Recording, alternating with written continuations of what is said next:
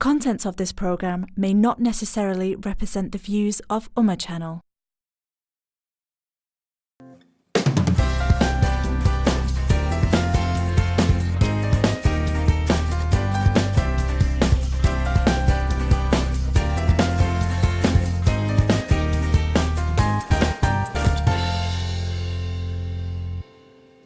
اعوذ باللہ من الشیطان الرجیم بسم اللہ الرحمن الرحیم ان اللہ وملائکتہ یصلون علی النبی یا ایہا الذین آمنوا صلوا علیہ وسلموا تسلیما اللہم صلی علی سیدنا و مولانا محمد النبی الامی وعلی آلہ وصحابہ وبارک وسلم الصلاۃ والسلام علیک یا سیدی یا رسول اللہ الصلاۃ والسلام علیک یا سیدی یا حبیب اللہ الصلاۃ والسلام علیک یا رحمۃ للعالمین وعلی آلک وصحابک یا خاتم النبیین۔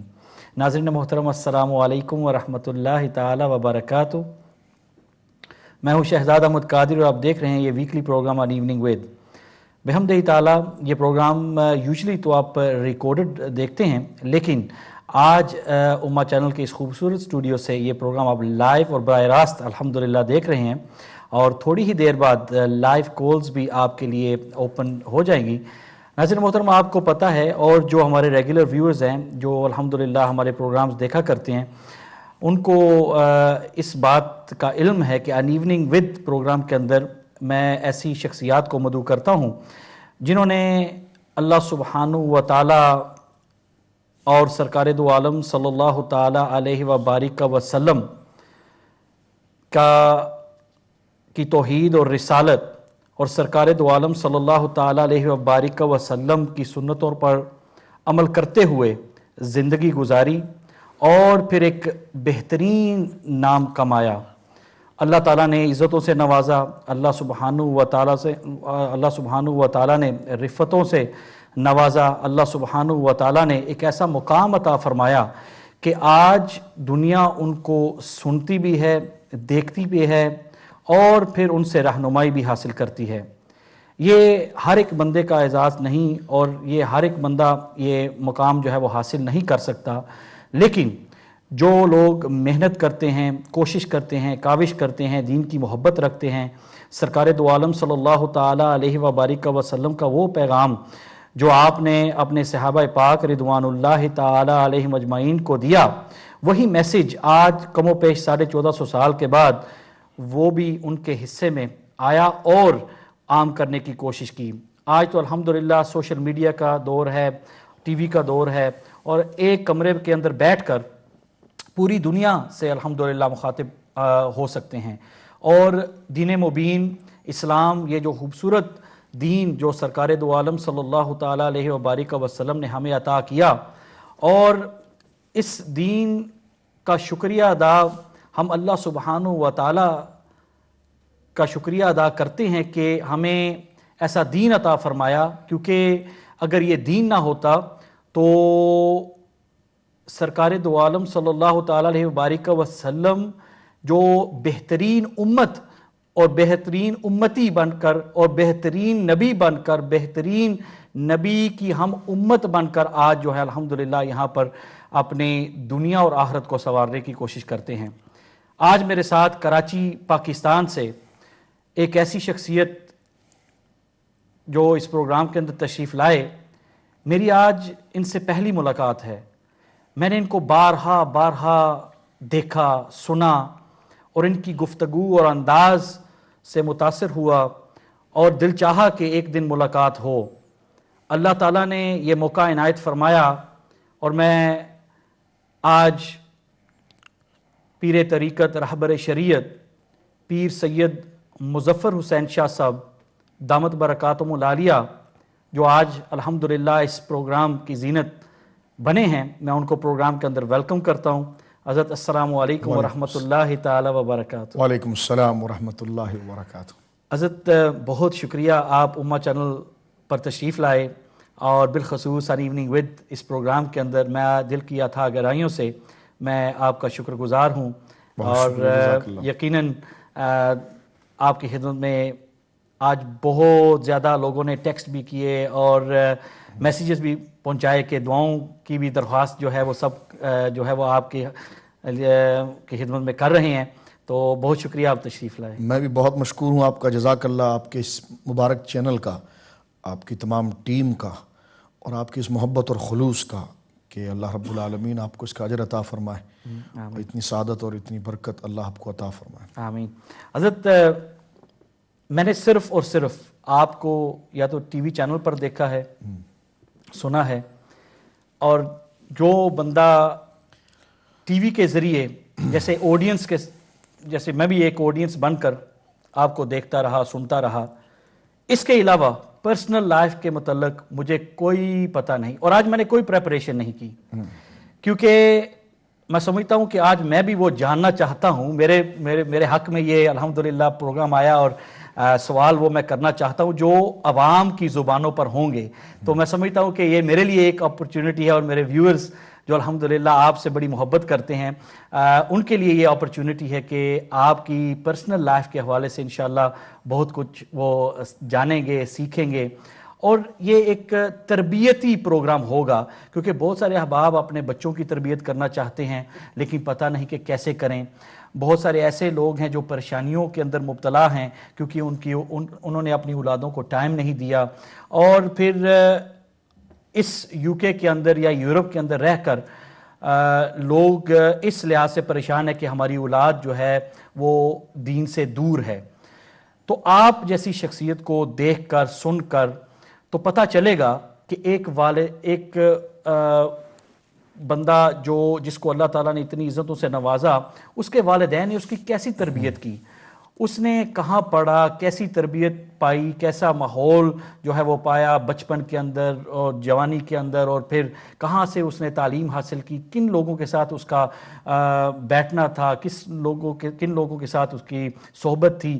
تو یہ ساری چیزیں آج انشاءاللہ العزیز تربیتی طور پر الحمدللہ ہمارے جو بڑے ہیں وہ بھی، اور جو نوجوان ہیں جو اسکالر بننے کی کوشش کر رہے ہیں، عالم دین کورسز کر رہے ہیں، ان کے لیے بھی ایک بہترین پروگرام انشاءاللہ العزیز ہوگا. شاہ صاحب قبلہ، کراچی سے ہیں آپ، تو کیا پیدائش کراچی میں ہوئی، بچپن کراچی میں گزرا؟ بسم اللہ الرحمن الرحیم. آپ کی شکریہ، اور دوبارہ آپ کے چینل کے شکریہ کے بعد جو آپ نے خاص طور پر اس موضوع کے لیے مجھے مدعو کیا، تو اور آپ کا یہ مبارک سفر جس میں متعدد علماء کرام، متعدد شخصیات یہاں پر آ کر اپنا تعارف پیش کرتی رہی. تو اگر آپ کا یہ سوال ہے جس کی طرف آپ نے میری توجہ مبذول کرائی ہے، تو یقیناً میرا تعلق یوں تو پاکستان ہی سے ہے، ولادت میری کراچی ہی میں ہوئی ہے، اور سلسلے کے حوالے سے جو شرف مجھے اللہ رب العالمین جل مجدہ نے محض اپنے فضل سے عطا فرمایا، وہ سبصرت کی قداور شخصیت، مشائخ کی جماعت میں، علماء کی جماعت میں، اور طریقت کی جماعت میں ایک بہت منفرد نام، جن کو دنیا پیر بابا رحمۃ اللہ علیہ کے نام سے جانتی ہے. تو وہ حسنی سادات میں سے ہمارا سلسلہ انہی سے جڑتا ہے. ٹھیک. اور یوں ولادت میری کراچی میں ہوئی ہے، تربیت کراچی میں ہوئی ہے، تعلیم میں نے کراچی میں ہی حاصل کی ہے، اور زندگی کا تقریباً حصہ میرا جو ہے وہ کراچی میں ہی گزرا ہے. سبحان اللہ. جی. والدین ایک ایسی نعمت ہیں جن کے پاس ہیں، انفارچونیٹلی وہ ان کو اپریشیٹ کبھی کبھار نہیں کرتے. آپ کے والدین، والدہ یا والد، کن کی سب سے زیادہ آپ سمجھتے ہیں کہ تربیت اور آج اس مقام پر ہے؟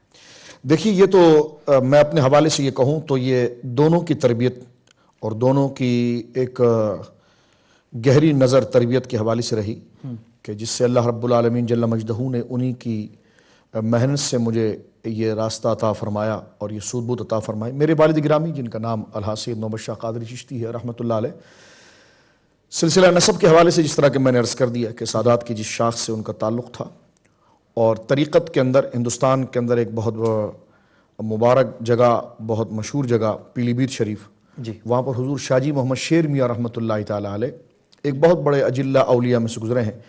امام اہل سنت فاضل بریلوی رضی اللہ تعالیٰ عنہ کے احوال میں بھی یہ ملتا ہے کہ وہ ان کے پاس فاضل بریلوی گئے تھے. ندوے کے ایشو کے بارے میں بھی ملتا ہے کہ ندوے کے ایشو میں جب فاضل بریلوی رحمۃ اللہ علیہ کی بڑی سخت مخالفت بد مذہبوں کی جانب سے ہوئی تو اس ولی کامل سے دعا کے لیے آپ پیلی بھیت شریف جو بریلی شریف سے قریب ہے وہاں گئے. تو جب حجت الاسلام کی ولادت ہوئی ہے، یہ بھی سینہ بسینہ روایت آتی ہے کہ شاہ جی میاں نے دعا بھی عطا فرمائی تھی اور فرمایا تھا کہ مولانا جب یہ بولے گا تو دنیا سنے گی. تو دنیا نے دیکھا کہ اعلیٰ حضرت فاضل بریلوی کے بڑے صاحبزادے حضور سیدنا حجت الاسلام حامد رضا خان صاحب رحمۃ اللہ علیہ، دنیا ان کو اپنے وقت کا فضل خیر آبادی قرار دیتی اور اعلیٰ حضرت امام اہل سنت کے صحیح جانشین ہونے کا انہوں نے حق ادا کیا. تو حضور شاہ جی میاں کے خلفاء میں سے میرے نانا تھے اور میرے والد گرامی نے ان کے ہی دست پاک پر بیعت کی. سلسلہ قادریہ، نقشبندیہ، مجددیہ سے ان کو وہاں سے خلافت تھی اور خاندانی طور پر جو ہے کہ وہ جو سلسلہ طریقت کا ہمارا چلا آ رہا تھا وہاں سے. تو والد صاحب نے یقیناً جو ہے وہ شروع سے ان کی زندگی مبارکہ ایک صوفی باصفا کی طرح تھی اور آج بھی ان کا مزار مقدس کراچی کے اندر ہے.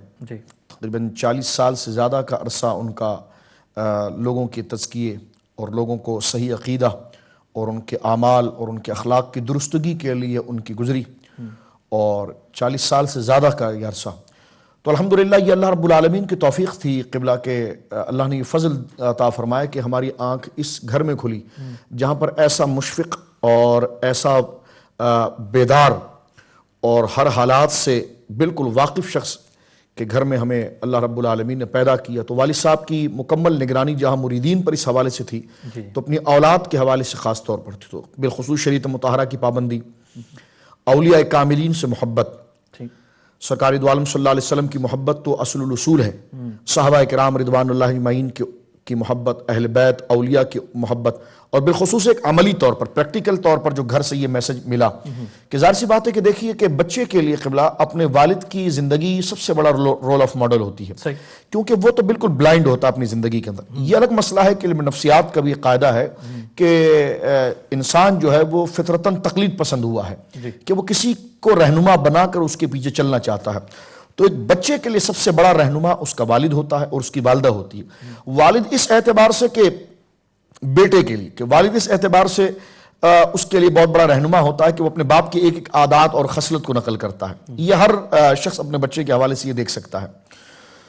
تو اس حوالے سے میں یہ عرض کرنا چاہوں گا کہ ایک ان کی عملی زندگی جو ہم نے مریدین کے درمیان ان کو دیکھا، جو اللہ رب العالمین جل مجدہ کی محبوبوں کے ساتھ ان کی ایک والہانہ قلبی محبت کو ہم نے دیکھا، دینی معاملات اور دینی امور کے حوالے سے جو ان کا ایثار اور بندگان خدا کے ساتھ ان کی نرم دلی کو ہم نے دیکھا، اور مشکلات اور مراحل جب سامنے آ جائے اور حالات ناگفتبے ہو، کیونکہ جہاں وہ رہتے تھے تو وہاں پر تقریباً قریب میں بد مذہبوں کی کثرت زیادہ تھی، لیکن اس کے مقابلے میں استقامت اور استقلال کے ساتھ اور عقیدے پر مضبوطی سے جم جانا، اور پھر جب محبت کسی کی ہو جائے جس نظریے کو آپ اختیار کریں گے اور اس نظریے میں آپ سچے رہیں گے تو پھر آپ کو مشکلات کا سامنا بھی کرنا پڑتا ہے اور حالات کا سامنا بھی کرنا پڑتا ہے، اور اس میں آپ اپنے آپ کو القاء نفسی اور مشورہ دے کر گزار سکتے ہیں کہ آپ جس منزل کی طرف جا رہے ہیں اس منزل کا شوق آپ کے دل پر اتنا غالب ہو، جن سے آپ محبت کرتے ہیں ان کی یاد اور ان کا مشن آپ کے اوپر اتنا غالب ہو کہ آنے والے حالات آپ کی پاؤں کی بیڑی نہ بن سکے.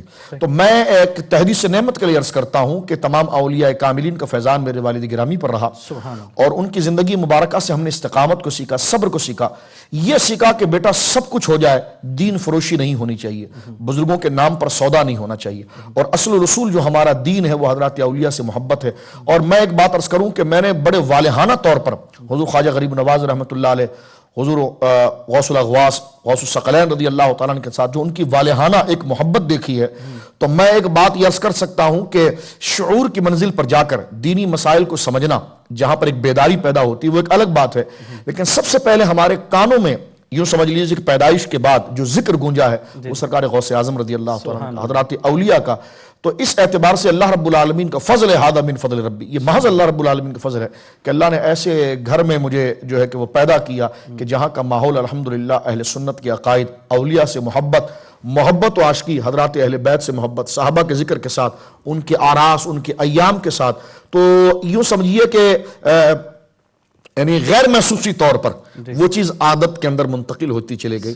تو یہ ایک خاص مرحلہ اللہ رب العالمین کا تھا جو میں نے آپ سے ذکر کیا. حضرت اور والدہ کی بھی کیونکہ بیکنگ جب تک ہسبینڈ کو اپنی وائف کی بیکنگ نہ ہو تو پھر بھی وہ بندہ وہ مراحل جو ہے وہ طے کرنے میں مشکلات پیدا ہوتی ہیں. تو یقیناً آپ کی والدہ کی بہت زیادہ سپورٹ تھی آپ کے والد صاحب کو، لیکن والدہ کا کتنا رول اور کیسا رول رہا آپ کی زندگی، اور کیسی شفیق طبیعت کے تھے، کس طرح کی سخت طبیعت کے تھے، کس طرح ان کی طبیعت، اور والد کے متعلق بھی کیسی طبیعت ان کی تھی؟ کہ دیکھیے میں ایک بات عرض کر دوں کہ والد گرامی کی طرف سے بات کر کے پھر والدہ ماجدہ کی طرف میں آتا ہوں. حضور علیہ الصلوۃ والسلام کی حدیث مبارکہ ہے کہ ادبوا اولادکم ثلاث خصال، بچوں کی تربیت کے لیے 3 باتوں کو اچھی طرح سے تم غور میں رکھو اور 3 عادتیں اپنے بچوں کو سکھاؤ. حب نبیکم وحب اہل بیتہ وقراءۃ القرآن او کما قال علیہ الصلوۃ. سب سے پہلی بات جو ایمان کا مرکز و محور ذات مصطفیٰ کریم صلی اللہ علیہ وسلم ہے کہ ثابت ہوا کہ جملہ فرائض فروع ہیں، اصل الاصول بندگی استاجور کی ہے.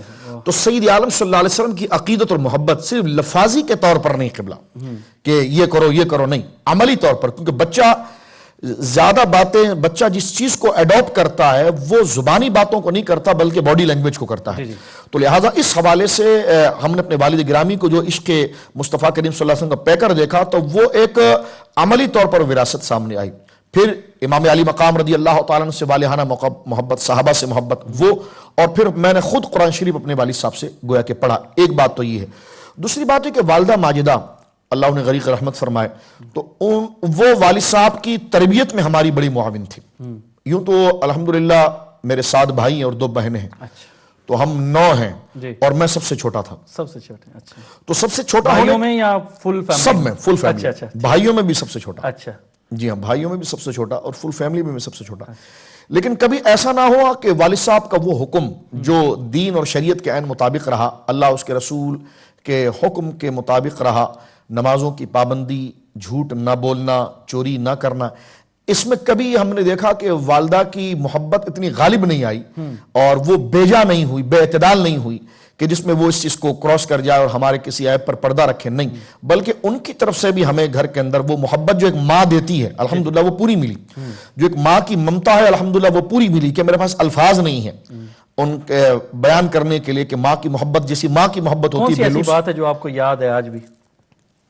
دیکھیے کہ والدہ کی باتوں کے اندر سب سے بڑی بات یہ تھی کہ والدہ جب ہم سے کوئی غلطی ہو جائے تو وہ ایک بات خاص طور پر بٹھاتی تھی کہ بیٹا اللہ دیکھ رہا ہے. اور دیکھو اللہ رب العالمین دیکھ رہا ہے، اور ان پر ایک کیفیت بن جاتی تھی کہ اللہ دیکھ رہا ہے، اور جب اللہ ناراض ہو جائے تو پھر سارے کام خراب ہو جاتے ہیں، پھر کوئی سکون نہیں ملتا، امن نہیں ملتا. تو ایک خاموشی طور پر انہوں نے مراقبے کو منتقل کیا کہ بیٹا اللہ دیکھ رہا ہے. تو یہ جملہ ایسا تھا کہ ان کی ڈانٹ ڈپٹ کی بجائے وہ اس جملے کے ذریعے ہمیں قابو کر لیتی تھی. اور یہ جب جملہ یہ کہتی تھی، اب جب ہمیں کسی چیز کی ضرورت ہو تو پہلا جملہ یہ ہوتا تھا کہ اللہ رب العالمین عطا فرمائے گا اور اللہ ضرور دے گا. یعنی وہ ماں اپنے ممتے اور شفقت کے ذریعے تو وہ اللہ رب العالمین جل مجدہ کے مراقبے کی جو کیفیت ہے وہ ان کے مختلف واقعات ایسے ہیں کہ جس میں وہ چیزیں ہمارے اندر جو ہے کہ وہ منتقل ہوئی. اور آج بھی الحمدللہ وہ چیزیں زندگی کے اس پیچ و خم کے اندر جگہ جگہ رہنمائی کرتی ہے. انسان تقاضا بشری ہے اور کچھ بھی خطا اس سے سرزد ہو جانا عین ممکن ہے، لیکن وہ صدا جو والدہ کی تربیت کے ذریعے تھی اور قرآن کریم فرقان حمید کے احوال کے ذریعے تھی وہ آج بھی مجھے رہنمائی دیتی ہے. اور آج بھی میں کوشش کرتا ہوں اپنے بچوں کے لیے کہ اپنے بچوں کو ڈانٹ ڈپٹ کرنے کی بجائے وہ تصور و وہ مراقبے کی کیفیت کہ بیٹا اللہ دیکھ رہا ہے کہ دیکھو ایسا نہیں ہونا چاہیے. اور وہ شرم و حیا کی چیزیں کہ اگر آپ کے پرائیویسی کے معاملات ہیں تو وہ آپ تک محدود رہے. یعنی اگر مثال کے طور پر بچہ اگر واش روم کے اندر بھی ہے تو وہاں پر بھی اس کو آداب و شرم کے جو تقاضے ہیں وہ سکھایا جائے. نہ کہ اتنا چھوٹا سے بچہ اگر وہ گھر کے اندر بھی آئے وہ ایک الگ مسئلہ ہے، اس سے شرعی پردہ نہ ہونا یا جناب شرعی رخصتیں ہونا یہ الگ مسئلہ ہے، لیکن اس کے باوجود اس کی تربیت کے اندر وہ شرم کا پہلو، وہ حیا کا پہلو جو اس کے اندر فطرتاً موجود ہے اس کو، اس چراغ کو بجھنے نہ دینا بلکہ اس کو اجاگر کرنا. تو یہ میں سمجھتا ہوں کہ مجموعی طور پر میری والدہ ماجدہ رحمہ اللہ کی گویا کہ تربیت کے اندر یہ چیزیں تھیں، اور یہ صرف میرے لیے نہیں تھی بلکہ سارے بھائیوں کے لیے تھی. کب وفات ہوئی والدین کی؟ میری والدہ ماجدہ کی وفات تو 1990 میں ہوئی ہے اور والد صاحب کا وصال جو ہے وہ 2002 میں ہوا. 2002 میں ہوا اور ان کا مزار شریف جو ہے وہ کراچی میں ہے، اور کئی ان کے مریدین پاکستان کے اندر ہیں، اور مجھ سے بڑی محبت وہ فرماتے تھے، اور اللہ ان کے درجات کو بلند فرمائے۔ آج بھی الحمدللہ جمادی الثانی کی تقریباً 14 تاریخ کو ان کا عرس ہوتا ہے، اور ابھی حال میں ان کا عرس تھا، تو مرجع خلائق ہیں، دور دور سے لوگ جو ہے کہ وہ آتے ہیں، اور ان کی زندگی مبارکہ آج بھی جو لوگ ہیں جو مریدین ہیں وہ تو اپنی جگہ پر ہیں، لیکن جو معتقدین منتسبین ہیں وہ آج بھی ان کو یہ دولت ملی ہے، ان کو دیکھ کر اولیاء سے محبت، عقیدے میں پختگی ان سے ملی ہے، اور بندگان خدا پر جو رحم اور کرم کرنے کا جو جذبہ وہ ہے۔ تو میں سمجھتا ہوں آج بھی کئی غیر مسلم ہیں جو ہمارے والد صاحب سے صرف اس وجہ سے متاثر ہیں کہ وہ کسی کا برا نہیں چاہتے تھے، بلکہ وہ بندگان خدا کو ایک بندہ سمجھ کر اس کو ٹریٹ کرتے تھے، اور محبت و آشتی کا جو پیغام وہ دیتے تھے، اور اہل اسلام اس لیے محبت کرتے ہیں ان سے جو ان کے معتقدین ہیں کہ ان کے ذریعے انہیں بزرگوں کی محبت اور عقیدت ملی ہے۔ ایک یہ ہوتا ہے نا کہ کسی کا ذکر غیر ضروری طور پر کرنا، ایک یہ ہے کہ قبلہ اس ذکر کو آپ اپنے اوپر طاری کر دیتے ہیں، اس کیفیت کو اپنے اوپر طاری کر کے کہتے ہیں، تو وہ آپ کے اخلاص کا ایک مظہر ہوتا ہے، یعنی وہ ذکر آپ پر طاری ہو جائے، اور آپ صرف زبان ہی سے نہیں بلکہ آپ کا سر سے لے کر پاؤں تک جسم کا ہر حصہ یعنی بول رہا ہو اور کچھ پیغام دے رہا ہو، تو اس کو ایک ہم ظاہری طور پر ایک اخلاص سے تعبیر کر سکتے ہیں۔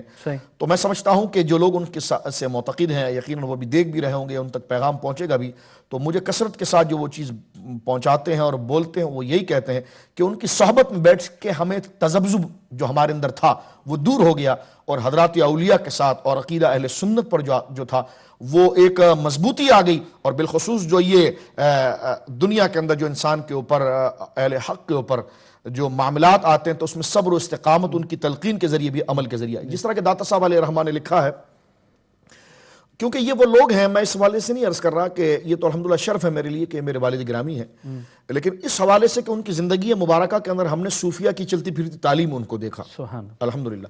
داتا صاحب رضی اللہ تعالیٰ عنہ وارضاہ کشف المحجوب شریف میں لکھا ہے کہ جب کسی کو کسی سے محبت ہو جاتی ہے تو محبت کے کچھ مظاہر ہوتے ہیں، کچھ علامات ہوتی ہیں۔ ایک تو آقا علیہ السلام کا وہ فرمان موجود ہے جس کو ہم اکثر ہمارے علماء ذکر کرتے ہیں کہ کسی کو کسی سے محبت ہو جائے تو حبک الشیء یعمی ویسم، کہ کسی کو کسی سے پیار ہو جائے تو وہ پیار کیونکہ باطنی چیز ہے اور داخلی چیز ہے، تو جب پیار کسی کو ہو جائے تو ایک چیز اس کے اندر سے ایک کیفیت، ایک رغبت، ایک تحریک پیدا ہوتی ہے، اور وہ یہ ہے کہ وہ اپنے محبوب کے عیب کو دیکھنے سے اندھا ہو جاتا ہے، اور اپنے محبوب کے بارے میں کوئی برائی سننے سے وہ بہرا ہو جاتا ہے۔ اور ایک حدیث مبارکہ یہ ہے کہ اذا حب شیء فاکثر ذکرہ، بندے کو جب کسی سے پیار ہو جاتا ہے تو وہ اس کا ذکر کثرت کے ساتھ کرتا ہے۔ اسی کے تناظر میں حضور شیخ الاسلام سیدنا داتا گنج بخش علی حجویری رضی اللہ تعالیٰ عنہ وارضاہ نے اس مضمون کو تھوڑا آگے لیا اور کشف المحجوب شریف کے اندر ایک اور علامت محبت کی ذکر کی ہے۔ ان علامات میں سے ذکر کی ہے کہ آپ کو جس سے محبت ہو جائے گی اور محبت میں اگر آپ صادق ہیں، سچے ہیں، تو پھر محبوب کی طرف سے بلائیں آئیں گی، محبوب کی طرف سے بلائیں آئیں گی آزمائش کے طور پر، اس لیے کہ دنیا جو ہے یہ امتحان گاہ ہے۔ تو داتا صاحب علیہ رحمہ فرماتے ہیں کہ جو صادق شخص ہوتا ہے تو وہ محبوب کو دیکھتا ہے، بلاؤں کو نہیں دیکھتا۔ جس طرح میرے آقا اور مولا حضرت امام علی مقام رضی اللہ تعالیٰ عنہ وارضاہ کو اگر آپ کربلا میں دیکھیے تو کیسی کیسی مشقتیں حضرت مولا حسین رضی اللہ تعالیٰ عنہ وارضاہ کی ذات گرامی پر آئی۔ صحابہ کرام میں دیکھیے حضرت سیدنا صدیق اکبر، سیدنا فاروق، اعظم عثمان، جملہ صحابہ کرام کو اگر آپ دیکھیں جب وہ انتقال کرتے ہیں، جام شہادت پیش کرتے ہیں، اور جب ان کو کسی تیز دار آلے سے زخمی کیا جاتا ہے تو آہو فغا کرنے کی بجائے آپ دیکھتے ہیں ان کی زبان سے جملہ نکلتا ہے فزت برب کعبہ، رب کعبہ کی قسم میں کامیاب ہو گیا، یعنی وہ عشق میں صادق ہوتے ہیں، وہ سامنے آنے والے مراحل اور سامنے آنے والی پریشانیاں ان کی پاؤں کی بیڑی اس لیے نہیں بنتی کیونکہ وہ جانتے ہیں کہ جس سے محبت کر رہے ہیں اس کی جانب سے بلائیں آ رہی ہیں، اور اس بلاؤں کو فیض کرنا ہے اس کی محبت کے سائے میں، اس کی محبت کی شفقت کے سائے میں، اور تو یہ راستہ آسان ہو جائے گا۔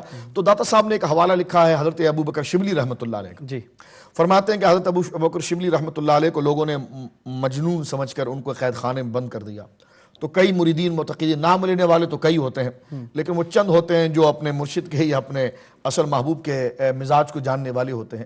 تو حضرت ابو بکر شبلی رضی اللہ تعالیٰ عنہ سے چند لوگ، کئی تعداد میں کافی لوگ گئے اور انہوں نے جناب جا کر یہ دیکھا کہ حضرت کو قید خانے میں بند کر دیا گیا ہے، تو انہوں نے کہا کہ حضور آپ قید ہیں، بند ہیں، تو وہ رونے لگے۔ تو آپ نے فرمایا روتے کیوں ہوں اور پریشان کیوں ہوں؟ انہوں نے کہا جی پریشان ہم اس لیے ہے کہ آپ کو گویا کہ بند کر دیا گیا ہے اور آپ کو جیل میں ڈال دیا گیا ہے.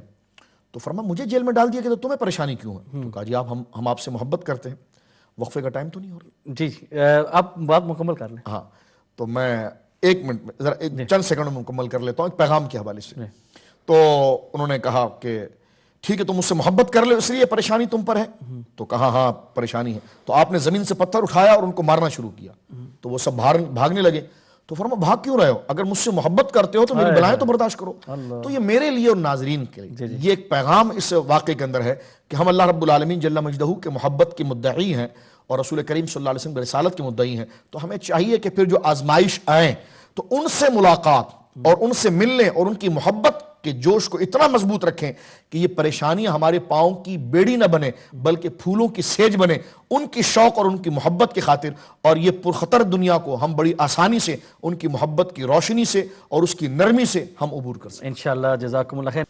بچپن کے حوالے سے گفتگو ہو رہی تھی، والدین کے متعلق آپ نے بتایا، اور یہ بتائیں کہ آپ کی کیونکہ آپ کی فیملی ماشاءاللہ بڑی فیملی ہے تو سب سے چھوٹے ہیں، تو باقی کے جو بہن بھائی ہیں وہ بھی کیا آپ جیسے انہوں نے بھی کیا دین حاصل کیا اور علم حاصل کیا؟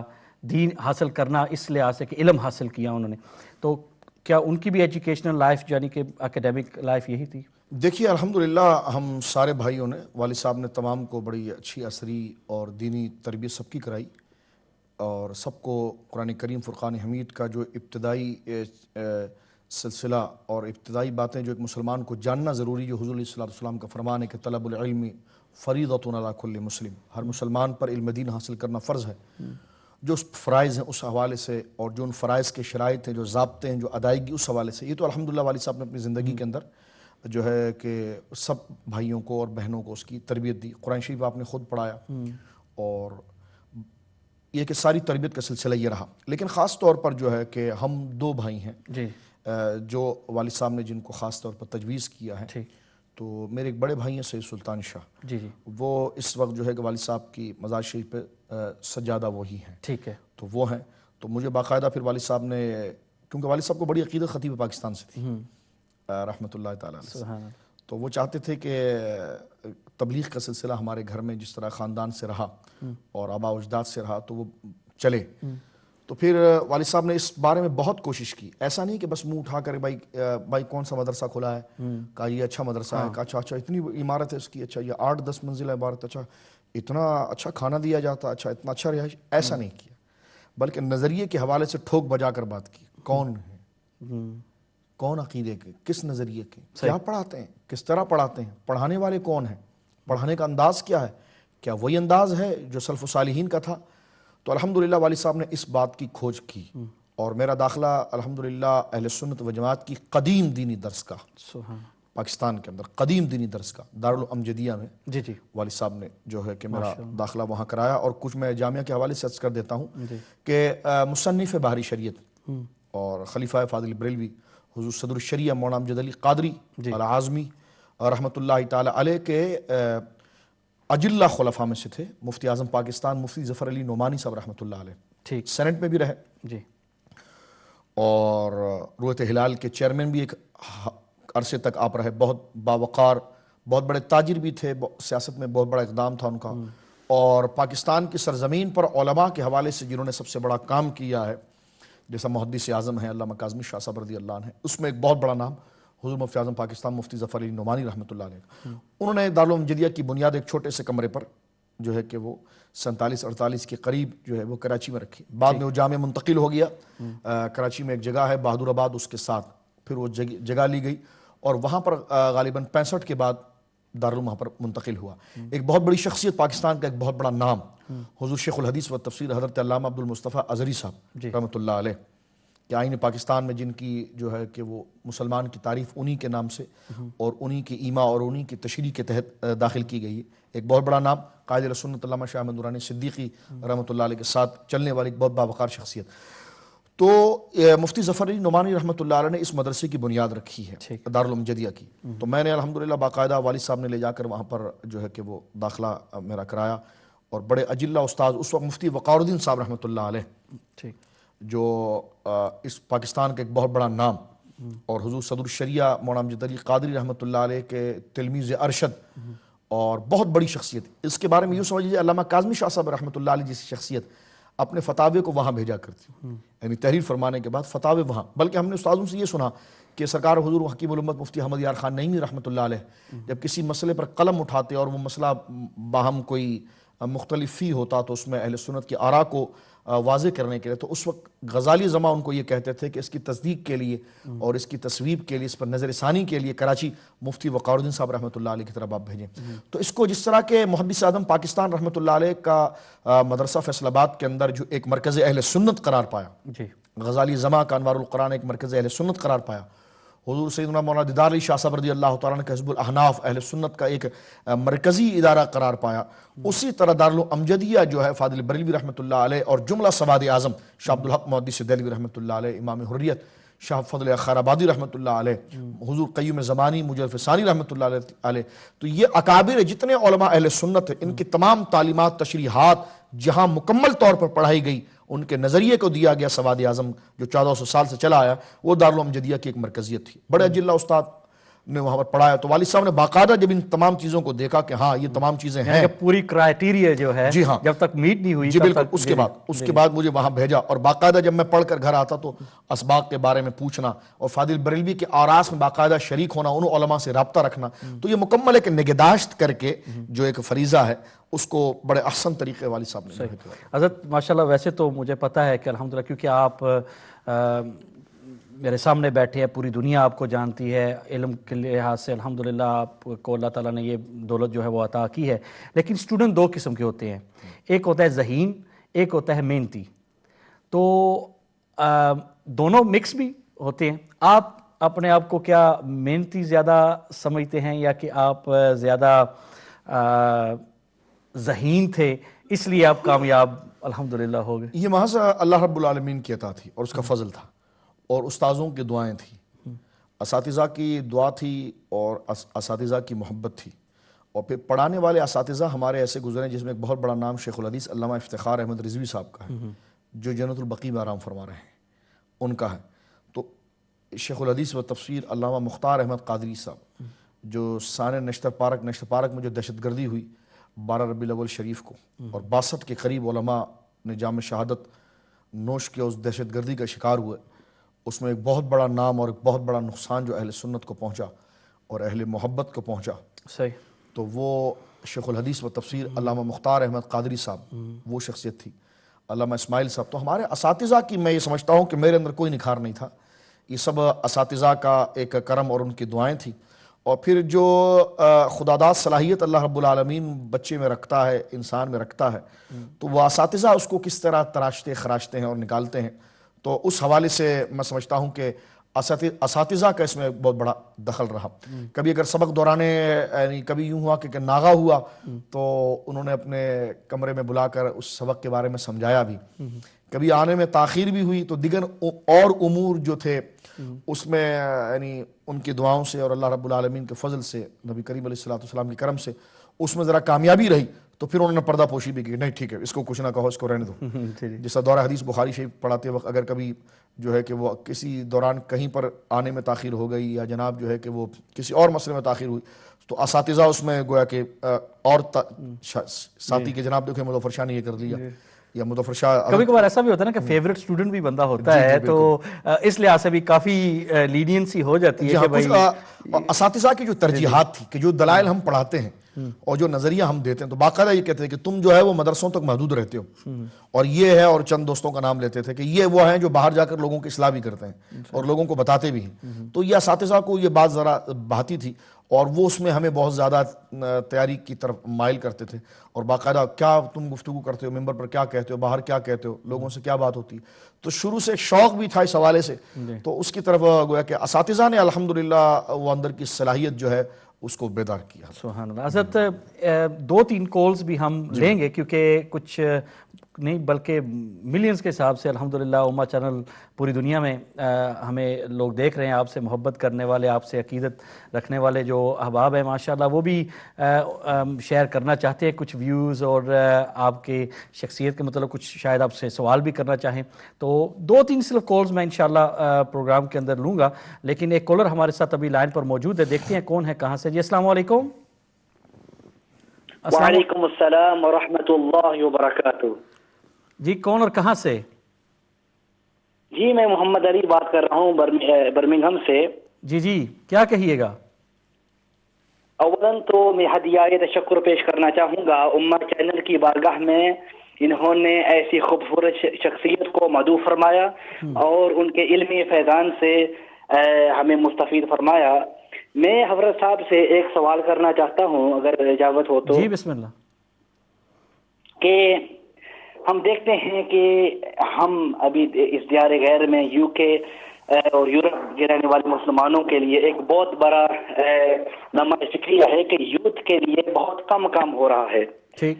اور ہم خود از اہل سنت والجماعت آپس میں اتنے فروعی مسائل میں یکجا نہیں ہیں اور ایک ساتھ کام نہیں کر رہے ہیں.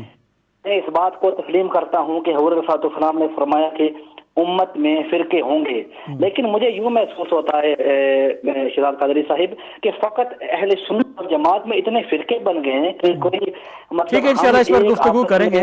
بہت شکریہ. آپ پروگرام دیکھتے رہیں انشاءاللہ ضرور اس پر بھی بات ہوگی. تو اللہ تعالیٰ آپ کو سلامت رکھے. آپ نے جو محبتیں جو شاہ صاحب قبلہ کے لیے الحمدللہ اپنا محبت کا اظہار کیا ہے, اللہ تعالیٰ آپ کو سلامت رکھے.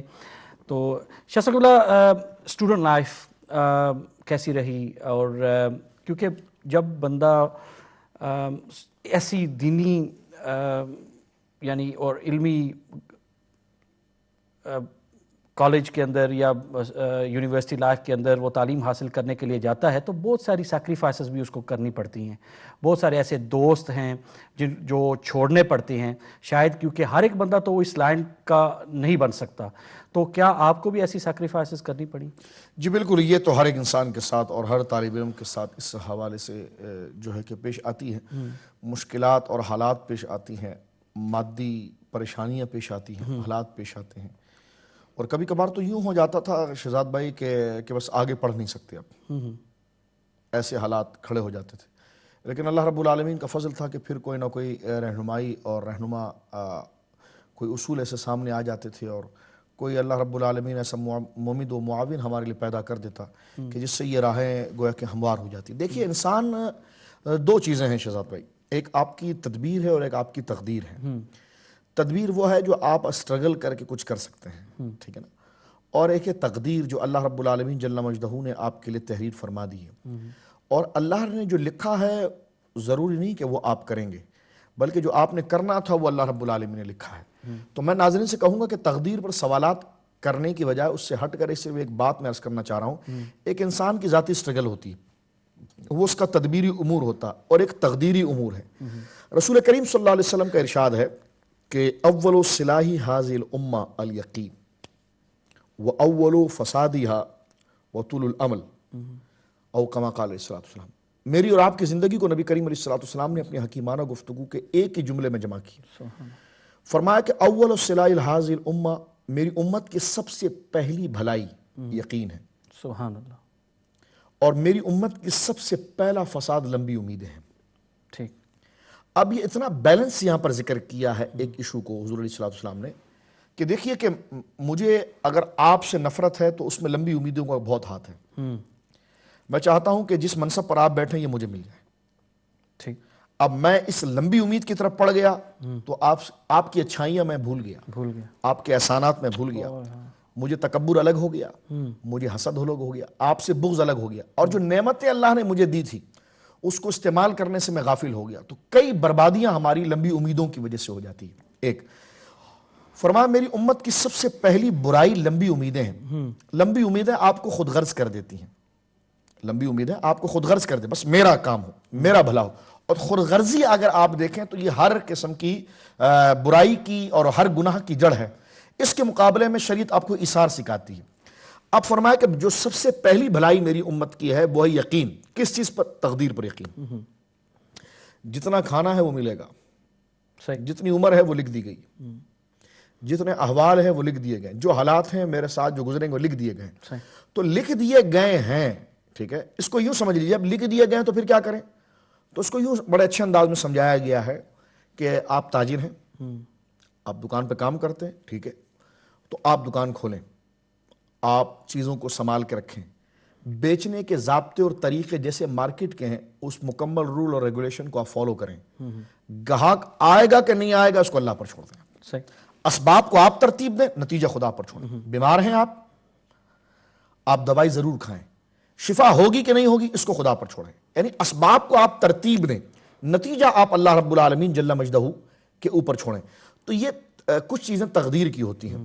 بعض اوقات یوں ہوتا ہے کہ تدبیر بندہ کچھ نہیں کر پاتا قبلہ, لیکن اللہ رب العالمین اس کے لیے بھلائی پیدا کر دیتا ہے. اور بعض اوقات یہ ہوتا ہے کہ بندہ جس کام کے لیے اسٹرگل کر رہا ہوتا ہے اسی کے مطابق اس کا جو ہے کہ وہ نتیجہ آ جاتا ہے, تقدیر وہی ہوتی ہے. اور بعض دفعہ تیسرا مرحلہ یہ ہوتا ہے کہ میں اور آپ کسی کام کو حاصل کرنے کے لیے بالکل پڑ گئے لیکن وہ مل ہی نہیں رہی, تو اس وقت ناشکری کرنے کے بجائے تقدیر پر یقین کرنا چاہیے اور تھوڑی دیر کے رک جانا چاہیے. میرے اور آپ کے ساتھ کئی دفعہ ایسا ہوتا ہے کہ ہم کسی چیز کو حاصل کرنا چاہتے ہیں, بڑی اچھی طرح سے حاصل کر سکتے ہیں, لیکن مل ہی نہیں پاتی, نہیں ہوتا. مطلب کوئی ایک ذات ہے, کوئی ایک نظام ہے جس نے اس چیز کو روکا ہوا ہے, ٹھیک ہے, لیکن ایک وقت یوں ہوتا ہے شہزاد بھائی کہ وہ سال بعد 2 سال بعد وہ کام ہو جاتا, آپ کہتے ہیں یار یہ بہت اچھا ہوا یار, اس وقت ہوتا تو بہت بڑی خرابی ہو جاتی. اس وقت یہ تو قرآن مجید میں نہیں ہے کہ کوئی چیز آپ سمجھتے ہیں کہ آپ کے لیے اچھی ہے لیکن اصل میں وہ آپ کے لیے وہ خراب ہے. جی اسی تناظر میں یہ تقدیر کا مسئلہ ہے. کسی چیز کو آپ حاصل کرنا چاہتے ہیں وہ اس وقت نہیں ملتی, تو اس وقت اس پر صبر کرنے کی بجائے یہ تو بات ہے برداشت اور صبر یہ ختم ہو گئی. بالکل یہ بالکل ہے. یہ آج کے اس زمانے کے اندر میں بات کر رہا ہوں کہ کوئی بھی چیز حاصل کرنے کے لیے صبر کا مظاہرہ جو ہے وہ کم ہو گیا ہے. بالکل ہے. برداشت جو ہے وہ ختم ہو گیا. اور اگر آپ صبر کی طرف تھوڑا سا شہزاد بھائی چلے تو ایک جملہ میں قطع کلائی معافی چاہتا ہوں اور اس کو میں عرض کرنا چاہوں گا ناظرین کے لیے. زمانہ طالب علم سے ہم اس پر پڑھے رہتے تھے کہ یہ صبر ہے کیا چیز. جی جگہ جگہ پر فرمایا, جس طرح کہ قرآن میں واضح طور پر ایک جگہ فرمایا کہ ان اللہ مع الصابرین, اللہ صبر کرنے والوں کے ساتھ. صبر ہے کیا؟ اب صبر کا لغت میں معنی دیکھیں, ڈکشنری معنی دیکھیں تو رک جانا. بعد میں حضور سیدنا امام غزالی کی کتاب سے یہ بات سمجھ میں آئی کہ صبر اصل میں کچھ نہیں ہے, وہ تو ایک پروسیس کا رزلٹ ہے. اس کے پیچھے پورا پروسیس ہے, اس کے پیچھے پورا ایک سلسلہ ہے. آپ چلے ہیں آم کو تلاش کرنے, آپ چلے ہیں امرود کو تلاش کرنے, آپ چلے ہیں پھل کو تلاش کرنے. بھائی پہلے بیج تو لگاؤ, اس کی آبیاری تو کرو, اس کو تناور درخت تو بننے دو, اور پھر اس کے بعد آپ کوئی فائدہ اور ثمر اور اس کے نتیجے کی طرف چلیں. تو میں ناظرین سے کہنا چاہتا ہوں کہ صبر ایسا نہیں کہ ہم آپ بیٹھ کر, صبر ایک پروسیس کا رزلٹ ہے, نتیجہ ہے, اور وہ کیا ہے؟ یقین. کیونکہ صبر کا معنی ہے رکنا. رکیں گے آپ کب؟ جب یقین. بڑی پیاری بات مثال امام غزالی نے دی اور کانسیپٹ ہمارا کلیئر. یہ حضرات صوفیائی کا ہی کام ہے کہ جو ہے کنفیوژن کو دور کرتے ہیں. یہ فقہا کا کام نہیں ہے, یہ صوفیہ کا کام ہے. اب آپ دیکھیں مثال کے طور پر امام غزالی نے بڑی پیاری بات کی ہے. فرمایا کہ آگ آپ کے سامنے جل رہی ہو, مثال کے طور پر یہاں پر آگ لائی جائے, اور یہ تو آپ کا برطانیہ ہے اور اس میں تو سردی کثرت سے ہوتی ہے. ہر گھر کے اندر آپ دیکھتے ہیں کہ سامنے جو دہتے ہوئے کوئلے رکھے ہوئے. میں اگر کہوں شہزاد بھائی یہ کوئلے آپ کو نظر تو آ رہے ہیں, لیکن آپ اس کو ہاتھ لگائیں گے نا تو بڑا مزہ آئے گا آپ کو اور بڑی ٹھنڈک محسوس ہوگی. اور میں اس پر 2 گھنٹے کی تقریر کر دوں کہ یہ کوئلے جو آگ جو آپ کو جلائے گی نہیں, آپ کہیں گے شاہ صاحب ٹھیک ہے آپ ہمارے دوست ہیں, بزرگ ہیں, جو بھی ہے, آپ نے 2 گھنٹہ تقریر بھی کی, لیکن میں اس سے متاثر نہیں ہوں گا اس لیے کہ یہ آگ جلائے گی. تو اب آپ دیکھیں کہ میں آپ کو بارہا کہتا رہا کہ یہ آگ نہیں جلائے گی, لیکن آپ کو یقین تھا کہ یہ آگ جلائے گی, اس لیے آپ اس کے قریب جانے سے رک گئے. تو یہ رکنا دراصل اس یقین کا نتیجہ تھا, اس یقین کا نتیجہ تھا. تو اللہ رب العالمین سے آپ نے ملاقات کرنی ہے, اللہ رب العالمین کے حضور سوال جواب کے لیے کھڑا ہونا ہے. یہ قبرستان جو ہے شہزاد بھائی یہ جناتوں سے نہیں بھرے, یہ میرے رشتہ دار, آپ کے رشتہ دار, دوست احباب سے, ہم نے بھی دنیا سے جانا ہے. یہ دنیا ہماری منزل نہیں ہے. آپ ابھی اسٹوڈیو سے اٹھیں گے گھر کی طرف جائیں گے, بہت سے ناظرین اپنے کاروبار سے گھر کی طرف جائیں گے. جب ہم صبح یا شام کو اپنی دکان سے, اپنی جہاں ہم ڈیوٹی کرتے ہیں وہاں سے جب ہم گھر کی طرف جاتے ہیں تو راستے میں ٹریفک جام ہوتا ہے, بہت مسئلے ہوتے ہیں, لیکن گھر پہنچنے کا, منزل پر پہنچنے کا شوق اتنا ہوتا ہے کہ وہ راستے کا سفر ہمیں بور نہیں کرتا, پریشان نہیں کرتا. تو منزل ہماری خدا کے پاس ہے, خدا کی طرف جانا ہے. تو اگر اس کے یقین ہونے کا اور اس سے ملنے کا یقین اگر ہم پر آ جائے تو یہ کٹھن مرحلے بھی حل ہو جائیں, اور اس یقین کی وجہ سے جو گناہ کے کام ہے اس سے آپ رک جائیں, اور اسی کو صبر کہا جاتا ہے. تو دراصل پہلے اللہ والے کی خدمت میں بیٹھ کر اس بات پر یقین پیدا کرنا ضروری ہے کہ اللہ دیکھ رہا ہے, اور اللہ کا دیکھنا حق ہے. ایک بزرگ گزر رہے تھے, ایک نوجوان کسی عورت کو دیکھ رہا تھا, تو وہ قریب سے آئے, اس کے کان میں کچھ کہا, گزرے تو وہ نوجوان دھڑام سے زمین پر گر گیا. لوگوں نے بابا کو پکڑ لیا, ارے یہ تم نے کیا کر دیا؟ کہا جی میں نے تو کچھ بھی نہیں کیا, دیکھو میرے ہاتھ میں بھی کچھ نہیں ہے. کہا کہ نہیں تم نے کچھ کیا. کہا میں نے کیا کیا؟ تو کہا تم نے اس کے کان میں کچھ کہا. اللہ اکبر. میں ناظرین سے کہوں گا اس لیے اس بات کو نہ سنیں کہ میں بول رہا ہوں, میری کیا اوقات اور حیثیت ہے, نہ, اس پر آپ یقین کر کے دیکھیں کہ میں بھی مسلمان ہوں الحمدللہ, کلمہ پڑھتا ہوں, آپ بھی کلمہ پڑھتے ہیں, اس کی طرف تھوڑا غور کریں. اس بزرگ سے کہا کہ جب تم یہاں سے گزرے تو یہ نوجوان کسی عورت کو دیکھ رہا تھا, تو تم نے اس کے کان میں کچھ کہا اور یہ گر گیا, تم نے کچھ کیا اس کے ساتھ؟ کہا جی میں نے کچھ بھی نہیں کیا. تو کہا بولا کیا تھا؟ کہا میں نے جہائی, دیکھو اگر تم سختی کرتے ہو تو میں نے صرف یہ بولا کہ تو غیر محرم کو دیکھ رہا ہے, خدا تجھے دیکھ رہا ہے. اللہ. تو بس اس کے اندر شرم موجود تھی, حیا موجود تھی, اور اس نے دھڑام سے اس کو گرایا نہیں بلکہ دونوں عالم میں اسے بلند کر دیا ہے. تو مین چیز ہے کہ ہمیں اس بات کی طرف بڑھنا ہے کہ یہ عمر, مثال کے طور پر دیکھیے اس وقت میری عمر 40 سال ہے, آپ کی عمر اس کے تھوڑا پیچھے ہوگی. عموماً اگر آپ دیکھیں منیمم جو لوگ انتقال کرتے ہیں تو جو اس کا ریشو بنتا ہے 50 سال 55 سال. صحیح. کوئی تھوڑا آگے گیا 60 سال. آپ کے برطانیہ کی آب و ہوا بڑی اچھی ہے الحمدللہ, اللہ رب العالمین عافیت عطا فرمائے. کوئی بندہ 60 سال سے اوپر چلا جاتا لیکن مرنا اس کو ہوتا ہے. اب میں پوچھتا ہوں کہ مثال کے طور پر میں اپنے آپ پر اس کو رکھوں, 40 سال میری عمر کی چلے گئے, کم سے کم 55 سال انسان زندہ رہتا ہے, 15 سال باقی ہے. صحیح. اور اس کے بعد مرنا ہے, مرنا ہے, اس کے بعد قبر میں جانا ہے, اس کے بعد مرنا ہے. اگر آپ مجھ سے بھی پوچھ رہے ہیں, انٹرویو کر رہے ہیں 1.5 گھنٹہ 1 گھنٹے کا, تو شاہ صاحب آپ نے 40 سال کیسے گزارے ہیں؟ میں چند منٹوں میں اس کو بیان کر رہا ہوں. تو آپ مجھ سے کہہ سکتے ہیں کہ شاہ صاحب 40 سال آپ نے چند منٹوں میں بیان کر دیے, تو یہ 15 سال کتنی جلدی گزریں گے. تو مرنا ہے, حق ہے, رب سے ملنا حق ہے. وَلِمَنْ خَافَ مَقَامَ رَبِّهِ جَنَّتَانِ. اس کا سادہ سودا یہ ہے کہ حضور نے فرمایا علیہ الصلوۃ والسلام کہ اللہ نے فرمایا جو مجھ سے ملنا چاہتا ہے میں اس سے ملنا چاہتا ہوں, سبحان اللہ, اور جو مجھ سے ملنے پر خوش ہے میں اس سے ملنے پر خوش ہوں, اور جس سے میں ملنے پر خوش ہوں پہاڑ جیسے گناہ ہوں معاف کر دوں گا. سبحان اللہ. اور جو مجھ سے ملنے سے بیزار ہے, میری قدرت اس سے ملنے سے بیزار ہے, میری قدرت اس سے نفرت کرتی ہے, اور اس کو اٹھا کر کھڑا کر دیا جائے گا اور اس سے ایک ایک چیز کی باز پرس کی جائے گی. تو جب ساری چیزیں ہمارے سامنے ہیں, سودا ہمارے سامنے ہے, جواب ہمارے سامنے ہے, تو پھر اس جھوٹی دنیا میں اس سے اتنا ہی دل لگایا جائے جتنا یہاں پر وقت گزارنا ہے. دنیا کو رد کرنے کا حکم شریعت نے نہیں دیا بلکہ اپنے اصل مقصد کو سمجھنے کا حکم دیا. ایک بزرگ نے بڑی پیاری بات لکھی, انہوں نے کہا جی ایک مسافر جا رہا تھا, بہت بڑے تاجر تھے اور بہت امیر کبیر وہ آدمی تھے. راستے میں ان کی گاڑی خراب ہو گئی, یعنی یوں سمجھے کہ ٹائر پنچر ہو گیا. اب وہ ٹائر بنانے کے لیے کہیں بیٹھے تو جب پنچر کی دکان تھی تو ٹوٹی پھوٹی کرسی تھی, تو وہ نواب صاحب بیٹھ گئے. تو نوکر بڑا گھبرایا, اس نے کہا نواب صاحب آپ ہی کرسی پہ بیٹھ رہے ہیں, کیونکہ گھر میں تو بڑے شاہی محل تھا ان کا. انہوں نے کہا پگلے چپ ہو جا, یہاں بیٹھا ہوں تو کیا ہوں, ابھی تھوڑی دیر کے لیے بیٹھا ہوں, ٹائر بن جائے گا, کون سا مجھے ہمیشہ بیٹھنا ہے.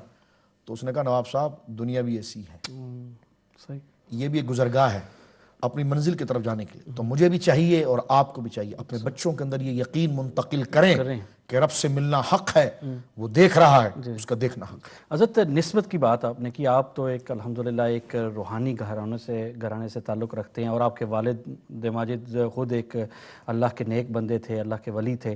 تو آپ کی بیعت اور آپ کا جو سلسلہ ہے اس کے حوالے سے تھوڑی بہت گفتگو جو ہے وہ مجھے بتائیں کہ یہ نسبت جو ہے کہ یہ کہاں الحمدللہ. جی الحمدللہ, بہت پیارا سوال آپ نے کیا, اور اس کو بیان کرنا میں اپنے لیے سعادت سمجھتا ہوں, کیونکہ ایمان وہ ہے جس کا اظہار ہونا چاہیے, نسبت وہ ہے جس کا اظہار ہونا چاہیے, کیونکہ یوم ندعو کل اناس بامامہم, قیامت کے دن ہر شخص کو اس کے مقتدا کے نام سے پکارا جائے گا. تو آج ان کا نام چھپاؤ گے تو قیامت میں تمہیں کس نام سے پکارا جائے گا. تو الحمدللہ سنی تو وہ ہے جو قادری لکھتا ہے, چشتی لکھتا ہے, نقشبندی سے لکھتا ہے, مجددی لکھتا ہے, تو یہ اس کے لیے سعادت ہے.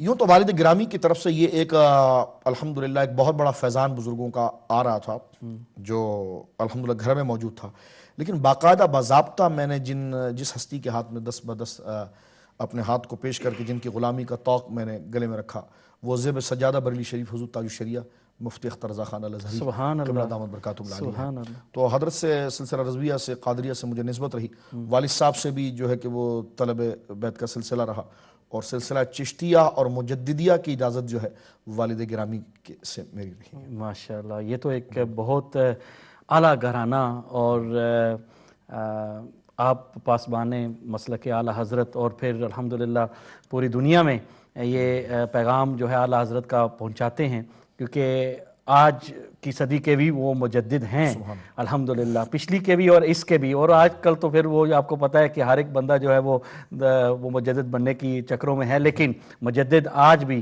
اعلیٰ حضرت عظیم البرکت ہی الحمدللہ ہیں.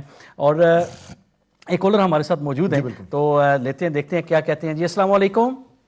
وعلیکم السلام. جی کون اور کہاں سے؟ شہباز بھائی, my name is Irfan. I'm calling from Bedford. My Urdu isn't very good. I was wondering talk in English, but of just course you to can translate for Shahza, please. Ji.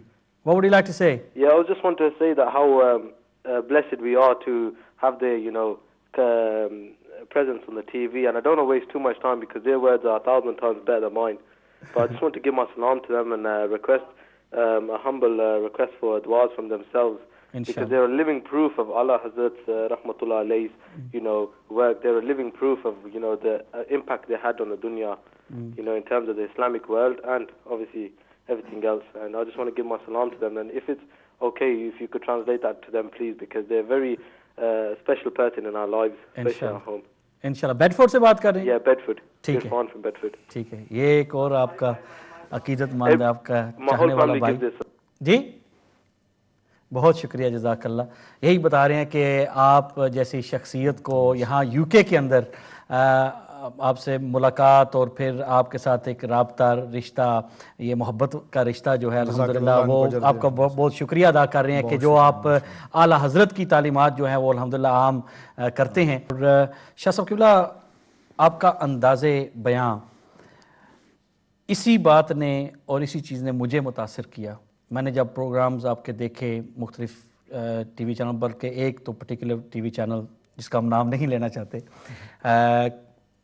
اور بہت سارے لوگوں نے آپ سے آپ کی گفتگو سن کر یعنی بہت سارا نالج ان کو حاصل ہوا, اور بہت سارے ایسے فقہی مسائل اور پھر عقیدے کے حوالے سے جو آپ نے گفتگو فرمائی. اور یہ آج کل ہمارے یو کے اور یورپ کے اندر بہت بڑے مسائل پیدا ہو رہے ہیں, لیکن الحمدللہ آپ آج بھی جیسے آپ نے فرمایا کہ آپ کے والد اور پھر یہ جو لینیج چلا آ رہا ہے یہ مسلک اعلیٰ حضرت اور پھر عقیدہ اہل سنت والجماعت پر قائم اور دائم ہے اور فکسڈ ہے اور مضبوط ہے الحمدللہ. تو یہی آپ پیغام جو ہے وہ دیتے ہیں. لیکن یہ جو گفتگو کا انداز ہے, یہ آپ کی جو پہلی سپیچ ہے, یعنی بڑا جو مقام جس کو کہتے ہیں کہ یہ میرے لیے بہت بڑا اعزاز ہے, تو وہ کب آپ سمجھتے ہیں کہ وہ جو پہلی سپیچ یا پہلا جو بڑا جب آپ ورلڈ سٹیج پر آئے تو یہ وہ کہاں تھا کہ آپ نے سپیچ کون سی کی اور کس کے سامنے؟ جی, اساتذہ نے زمانہ طالب علمی سے اعتماد کیا جی, اور مختلف جگہوں پر, چاہے وہ مباحثے کی صورت ہو چاہے تعلیم کی صورت ہو, انہوں نے جو ہے کہ وہ آگے کیا. لیکن الحمدللہ جو کھل کر یہ بات جو سامنے ہے, یعنی میں عرض کروں کہ ایک بہت بڑا پروگرام جس پر اہل سنت کی عوام نے اعتماد کیا بزرگوں کی شفقت سے, وہ محرم الحرام کے پروگرامز جو 10 پروگرامز کراچی کے اندر ہوتے ہیں, اور وہ ایک دن سے لے کر جناب جو ہے کہ وہ عاشورے کے دن تک ترتیب کے ساتھ چلتے ہیں, جس کی بنیاد ہمارے اکابر نے رکھی کراچی کے اندر. پھر حضور خطیب پاکستان حضرت علامہ شفیق قاڑی رحمۃ اللہ تعالیٰ علیہ کے وہ ایک انداز, جی تو وہ اللہ رب العالمین کا فضل تھا ان بزرگوں کے صدقے, جس میں ہمارے اساتذہ جن کا میں نے نام لیا, مولانا مختار صاحب رحمۃ اللہ علیہ, مولانا قمر الدین سیالوی صاحب جو ہے وہ ہیں مرید بھی شیخ الاسلام قمر الدین سیالوی علیہ رحمہ ہی کے. تو یہ اساتذہ کی موجودگی میں ہم نے الحمدللہ کیا, اور وہ یوں سمجھ لیجئے کہ قبلہ 94 سے جاری ہے, اور آج بھی الحمدللہ اللہ رب العالمین کی توفیق ہے اور حضرات صحابہ اور اہل بیت کا کرم ہے کہ اب بھی الحمدللہ ہم پروگرام کرتے ہیں. اور اس دفعہ کراچی کی سطح پر سب سے بڑا پروگرام, یوں کہ سمجھے کراچی کے حالات ہیں, اللہ رب العالمین کرم فرمائے, لیکن اب بھی ہمارے جو ہے کہ وہ رفقا محبین نے گویا کہ بڑا اس کا اہتمام کیا, اور یوں سمجھیے کہ عاشورے کے دن ہزاروں لوگ تھے جو یہ سلسلہ, تو یہ ایک سلسلہ الحمدللہ اس حوالے سے رہا. اور میں سمجھتا ہوں کہ ذکر صحابہ اور اہل بیت کی برکت ہے جس کی وجہ سے آج جو خیرات ملی ہے. پھر دوسری بات یہ کہ جو زیادہ کانفیڈنس اور زیادہ اعتماد اس حوالے سے ہوا وہ اپنے پیر و مرشد کی موجودگی میں گفتگو کرنے کا. اچھا, جی ہاں, ہرارے جاتے ہوئے زمبابوے میں میں نے حضرت کی موجودگی میں، کیونکہ تاج الشریعہ کی موجودگی میں گفتگو کی. میری مسجد ان کے سامنے بولنا بھی تو بہت بڑی بات ہے، یعنی کہ ان کے سامنے بیان کرنا اور پھر اپنا مرشد جب اپنے اسٹوڈنٹ کو دیکھ رہا ہو اور اس کی گفتگو سن رہا ہو، پھر اس کو فخر بھی یقیناً ہوتا ہے. جی ہاں.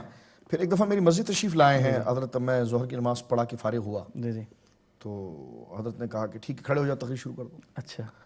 تو میں نے پھر وہی بنیادی حدیث جو اساتذہ کثرت سے پڑھاتے تھے کہ عن معاویہ رضی اللہ تعالیٰ سمعت رسول اللہ صلی اللہ علیہ وسلم خطیبا قال النبی صلی اللہ علیہ وسلم من یرید اللہ به خیر یفقهہ فی الدین وانما انا قاسم واللہ یؤتی او کما قال علیہ الصلوۃ والسلام. یہ حدیث میں نے پڑھی. حضرت پھر تشریف لائے، امام منگوا کر میرے سر پر جو ہے وہ دستار فرمائی. کچھ اجازتیں بھی حضرت نے جو ہے کہ اپنے کرم سے عطا فرمائی. ایک یہ پھر جو ہمارا مرکزی ادارہ دارالعلوم امجدیہ، وہاں سال سے عرس اعلیٰ حضرت ہوتا ہے فاضل بریلوی رحمۃ اللہ علیہ، اور قدیم زمانے سے یعنی سرکار محدث اعظم حضور غزالی زماں، مولانا ابوالحسنات صاحب رضی اللہ تعالیٰ عنہ، ان جیسے اکابر اولیاء اس اسٹیج پہ بولتے رہے. تو چند سالوں سے ہمارے اساتذہ آگے کرتے ہیں، زمانے طالبی میں کرتے تھے. تو وہاں ایک بہت اعتماد اور ایک جو ہے کہ وہ کئی چیزوں کو سیکھنے کا، سارے اساتذہ پیچھے ہوتے ہیں، یعنی تشریف فرما ہوتے ہیں، پشت پناہی کر رہے ہوتے ہیں شفقت کے لیے، اور وہ موضوع دیتے ہیں کہ ٹھیک ہے تم جناب تم بولو اس موضوع کے اوپر. تو الحمدللہ ان کی موجودگی میں بولنا، پھر جو اصلاح کا پہلو ہے وہ بتاتے ہیں کہ یہ نہیں کہ یہ یوں ہونا چاہیے تھا.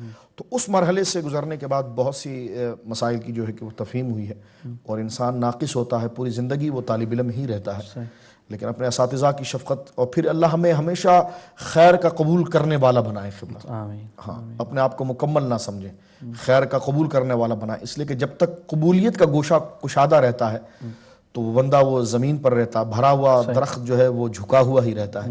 تو یہ توفیق اللہ ہمارے اندر رکھے. اور حضرت ایک بہن ہمارے ساتھ اسکاٹ لینڈ سے غالباً لائن پر ہے، بات کرنا چاہ رہی ہیں آپ سے. جی السلام علیکم. میں کہنا چاہتی تھی اردو سارا نہیں آتا، پر don't worry, you can speak in English. میں انڈرسٹینڈ آتی، میں اردو کہنا سی جڑا بیٹھے ہوئے ہیں you can speak. Just so amazing جڑی گل بات کرتا ہے نا. You can speak in English, sister. You can speak in English if you want. I'm just saying it's very motivation for me. It's highly motivation for me to look at him as an individual, that he's trying his best and he's trying to do goodness. And I just thought that was lovely to hear. Even I can pick up some things what he's saying, but I just wish Allah could make me as good as him, because he's mashallah very keeps himself right. I know some days living in the world it's hard, you get ups and downs, but how do you maintain it? It's very amazing, you Absolutely. know, to just be high. Well, he's told you like that. He's told you how to maintain that, so I think he must hang around with only good companion. That's why he's mashallah. And Allah's blessed him and he's got a clean heart and soul, you know. Mashallah. But I wish I had people like that every day around me. I would be very happy. Allah aapko salamat rakhe. Good, you know. Thank you so much, my dear sister. Assalamu alaikum. Thank you so مچ.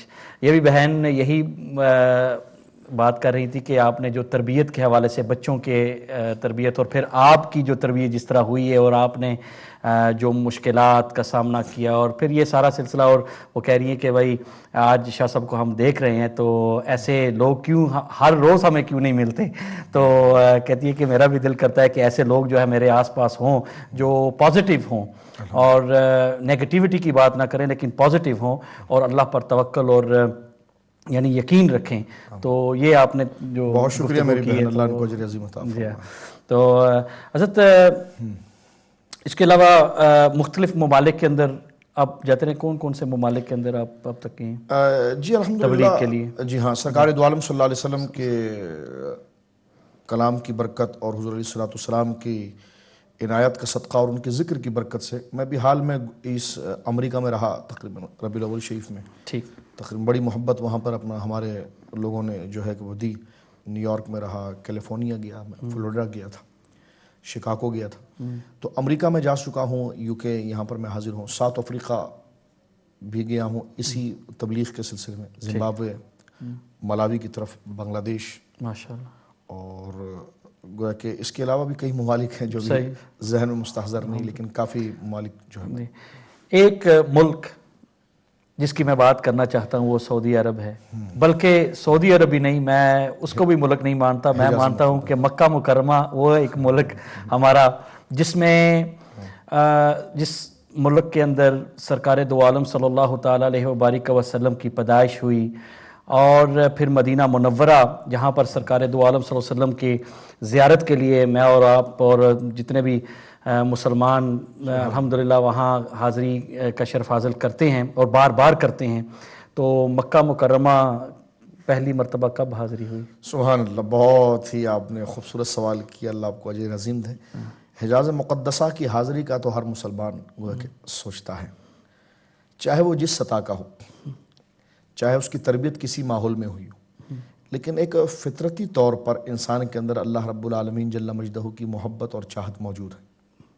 میں ایک بات یہاں پر عرض کر دوں تاکہ وہ عرس کا آج حضرت امام جعفر صادق رضی اللہ تعالیٰ عنہ میرے آقا، ان کا یوم بھی بعض تاریخ کے حوالے سے ہے. تو امام صاحب رحمۃ اللہ علیہ کیونکہ اجلہ اہل بیت میں سے ہیں، اکابر اہل سنت میں سے ہیں، ہمارے اسلاف میں سے ہیں، ان کی تعظیم، ان کی محبت ہم پر لازم عین ایمان ہے. امام صاحب کی خدمت میں ایک دہریہ آیا، کسی دہریے کو لایا گیا اور کہا کہ یہ اللہ کو نہیں مانتا ہے. فرمایا کیا کام کرتے ہو؟ اس نے کہا جی میں کشتی چلاتا ہوں. تو کہا ٹھیک ہے، اچھا تو کبھی کوئی حادثہ وغیرہ پیش آیا؟ تو کہا جو آتے رہتے ہیں. تو کہ کبھی کوئی ایسا حادثہ جس کو سن کر تمہارے رونگٹے کھڑے ہو جاتے ہوں اور تمہیں اب بھی وہ یاد آتا ہو؟ تو کہاں ایسا ایک ہے جس کو میں کبھی بھول نہیں سکتا. کہ کیا ہوا؟ کہ ایک دفعہ موسم خراب تھا، ایک تاجر آیا، اس نے کہا جی ہمارا یہ سامان اس کنارے سے اس کنارے تک جو ہے وہ لے جاؤ. تو سب نے انکار کیا، مجھے اس نے لالچ دی، مجھے لالچ آئی، تو میں نے وہ سامان اپنی کشتی میں رکھا اور میں بھی نکلا ہی تھا تو پانی میں اتنا ورم تھا اور اتنی تلاطم خیز موجیں تھی کہ کشتی کو اس نے اٹھا کر زمین پر مارنا شروع کیا، یعنی پانی پر مارنا شروع کیا. تو پانی کی لہروں سے وہ کشتی پاش پاش ہو گئی، ٹوٹ گئی. میں ایک تختے پر لیٹا ہوا تھا اور اس پر اپنی جان کی فریاد کر رہا تھا. ایک بہت بڑی لہر میرے منہ پر آئی کہ مجھے ڈبو دیتی. امام صاحب نے وہیں روک کر کہا اس وقت تیرا دل کسی کی پناہ چاہ رہا تھا؟ کہا وہی خدا تھا. تو اس نے آپ کے دست مبارک پر ایمان قبول کر لی. تو فطرت کے اندر اللہ رب العالمین کی محبت موجود ہے. انسان 100 دفعہ انکار کرے. مثال کے طور پر دیکھیے کہ میں اور آپ کے دل میں بھی، ناظرین کے دل میں بھی، کہ بھائی یہ چیز اگر مل جائے نا تو بس انف، بس یہ بہت ہے. لیکن جب وہ چیز مل جاتی ہے تو آپ کا دل کسی کا شکریہ ادا کرتا ہے. صحیح، ٹھیک ہے، آپ کی فیلنگ. اور کبھی یوں ہوتا ہے کہ آپ اپنے آپ کو بالکل محفوظ کرنے کے لیے اور سب چیز آپ نے بند کر لی، لیکن آپ کو جان کا خطرہ ہے، تب بھی آپ کا دل کسی کی پناہ چاہ رہا ہوتا ہے. تو وہ کون ہے؟ وہ اللہ رب العالمین کی ذات ہے جس نے اپنی محبت کا چراغ ہمارے اندر، فطرت کے اندر گویا کہ روشن کر رکھا ہے. تو یقین ہر مسلمان کے دل میں ہر حجاز مقدسہ کی حاضری کا، یہ لمبی ہو جائے گی بات، وقت مختصر ہے تو میں اس کو اختصار کے ساتھ ہی لیتا ہوں کہ حجاز مقدس جب میں حاضر ہوا 98 میں نے سب سے پہلے حاضری دی. اچھا، زمانہ طالب علمی ختم ہو چکا تھا، میں نے سب سے پہلی حاضری دی. اور یقین کیجئے میں بیان نہیں کر سکتا، ہر مسلمان، اس میں کوئی پارسائی کی بات نہیں ہے اور نہ کوئی بڑے پن کی بات ہے. ہر مسلمان جب پہلی دفعہ جاتا ہے اور کعبہ شریف کو اپنی آنکھوں کے سامنے دیکھتا ہے تو اس پر کیا گزرتی ہے، اس کی زبان بند ہو جاتی ہے، اس کے خیالات بات کرتے ہیں، وہ ایک جمود اس پر ایک طاری ہو جاتا ہے، حیرت محو حیرت ہو جاتا ہے. تو یہ بھی اللہ رب العالمین کی توفیق ہے شہزاد بھائی، کہ اللہ نے ہم گناہ گاروں کو اتنی توفیق تو دی ہے کہ اپنے گھر پر بلایا اور ادب کی یہ جھلک تو عطا فرمائی کہ کچھ نہ کر سکے تو اتنا احترام تو اللہ نے رکھا، بے ادبوں میں نہ رکھا. یہ اللہ کا بڑا فضل ہے. اور جب اس کے محبوب کی بارگاہ میں آپ پہنچے تو ایک ناتخواں ہمارے ساتھ تھے، تو لوگ تلاوت قرآن بھی کر رہے ہیں، ہم بھی تلاوت قرآن کرتے ہیں، میں بھاگ کر پھر اس کے پاس جا کے بیٹھ جاتا تھا. تو اس کو ہم کچھ نذرانے بھی دیتے تھے کہ مدینہ شریف قریب آ رہا ہے، تو ہم نے کہا تھوڑا سا آپ پڑھو تو صحیح. تو وہ پڑھتا تھا. تو کسی دوست نے مجھے کہا کہ یہ کیا کر رہے ہو؟ میں نے کہا جو دولت لے کر آیا ہوں نا وہ ضائع نہ ہو جائے، اس کو بیدار رکھ رہا ہوں. تو پھر مجھ سے اس نے کہا کہ حاضری کیسی دیکھنی ہے؟ تو ہم نے کہا کہ حاضری ایسی دینی کہ آنکھ بند کر کے جانا ہے مسجد نبوی میں اور دیکھنا بس اتنا ہے کہ جس سے تمہارا راستہ رکھے. کہا اس سے کیا ہوتا ہے؟ میں نے کہا وہ محبت اور وہ آرزو، وہ دولت، وہ طلب کہیں قالینوں کی رونائیوں میں نہ کھو دینا، کہیں وہ رونائی زیبائش مسجد نبوی شریف زاد اللہ شرفہا اس میں نہ کھو دینا. تو وہ جو دولت تم لے کر آئے ہو اس کو مواجہ شریف تک لے جانا. لیکن ہمت نہیں تھی کہ گناہگار ہیں، ذلیل ہیں، خوار ہیں. کہ سید عالم صلی اللہ علیہ وسلم کے رخ انور کے سامنے جو ہے کہ وہ کھڑے ہوں، لیکن سیدنا فاروق اعظم کے دربار میں حاضری شرمیسیاں سے سامنے جایا نہیں اللہ جاتا۔ اکبر، اللہ اکبر۔ کیونکہ ایک کیفیت یہ بھی ہے کہ قدمین شریفین پر حاضری دینے کا شرف حاصل ہوا، بارہا ہوا، اور کیونکہ ایک کیفیت ہے جس کا اظہار غالباً مولانا حسن رضا خان صاحب نے کیا ہے کہ تیری وحشتوں سے اے دل مجھے کیوں نہ، غالباً اعلیٰ حضرت نے لکھا ہے کہ تیری وحشتوں سے اے دل مجھے کیوں نہ آر آئے، تو انہی سے دور بھاگے جسے تجھ پہ پیار ہے۔ آپ جسم کو تو لے گئے، لیکن وہ دربار مقدسہ پر جب آپ نے حاضری دی ہے کہ تو روح آپ کا ساتھ دے رہی ہے، تو اس وقت ایسے زمروں میں شامل ہو جاؤ، ایسے لوگوں کے ساتھ شامل ہو جاؤ جنہیں اللہ نے ادب سکھایا ہے، عشق کی دولت جنہیں دی ہے، ان کے ساتھ رہ کر خاموشی سے دیکھو تو ان کے ذات پر جو دریا گر رہا ہے فیضان کا، اس کے چھینٹے تم پر بھی آ جائیں، جیسا قرآن کی آیت ہے یا ایھا الذین آمنوا اتقوا اللہ وکونوا مع الصادقین، ایمان والو ایمان لے آؤ اور سچوں کے ساتھ ہو جاؤ۔ تو علماء نے فرمایا یہ جب تقوی اختیار کیا تو پھر سچوں کے ساتھ کیسا؟ فرمایا جب اس میں بڑی مشقت ہو جائے اور پریشانی ہو جائے تو پھر سچوں کے ساتھ جڑ جانا، تو تقوی کا رنگ تم پر بھی گویا کہ طاری ہو جائے گا۔ تو الحمدللہ ہر سال حرم شریف کی حاضری حضور سیدنا حمزہ ابن عبد المطلب امیر طیبہ اسد اللہ و رسول عم رسول اللہ صلی اللہ علیہ وسلم رضی اللہ تعالیٰ عنہ وارضاہ، ان کے نالین، ان کے خاک پاک قدموں کی، اس کی برکت سے حجاز مقدس کی حاضری نصیب ہوتی ہے۔ چند ہمارے دوست ہیں ان کے ساتھ الحمدللہ حاضری ہوتی ہے۔ بس دعا یہ ہے اس نیت کے ساتھ کہ اللہ رب العالمین وہیں کی صبح اور وہیں کی شام عطا فرمائے۔ ماشاءاللہ ماشاءاللہ حضرت۔ اور پاکستان کراچی کے اندر ایک بھائی نے بھی یہ سوال کیا تھا کہ اور صرف وہاں ہی نہیں، کیونکہ آپ پوری دنیا ٹریول کرتے ہیں، نوجوانوں کے لیے کیا آپ ایسا کوئی مدارس یا کوئی ایسا جی آرگنائزیشن یا کوئی کیا آپ اچیو کرنا چاہتے ہم ہیں؟ نے بچیوں کے لیے باقاعدہ اور باضابطہ ایک ادارہ بنایا ہے، مجمع شیخ اختر الرضا الاسلامی، مجمع شیخ اختر رضا الاسلامی نام معروف ہے، جامعۃ الزہرا للبنات، وہ بچیوں کا ہے، ٹھیک ہے۔ بچیاں پڑھتی ہیں، درس نظامی کی تعلیم ہوتی ہے۔ یہ کہاں؟ کراچی کے اندر؟ یہ کراچی میں ہے الحمدللہ، تقریباً کتنے بچیاں؟ 100 کے قریب بچیاں ہیں، ٹھیک ہے۔ اور باقاعدہ اس کا انتظام کیا گیا کہ ٹرانسپورٹ کا مکمل انتظام ہے کہ جس کے ذریعے بچیاں آتی ہیں جاتی ہیں۔ اور یہ تحدیث نعمت کے لیے، ریکارڈ کے لیے میں بتا دوں آپ کے لیے کہ پاکستان کے تنظیم المدارس جو ہمارے اس نیٹ ورک کو دیکھتی ہے، تقریباً 5000 کے قریب مدارس اس کے پاس ہیں۔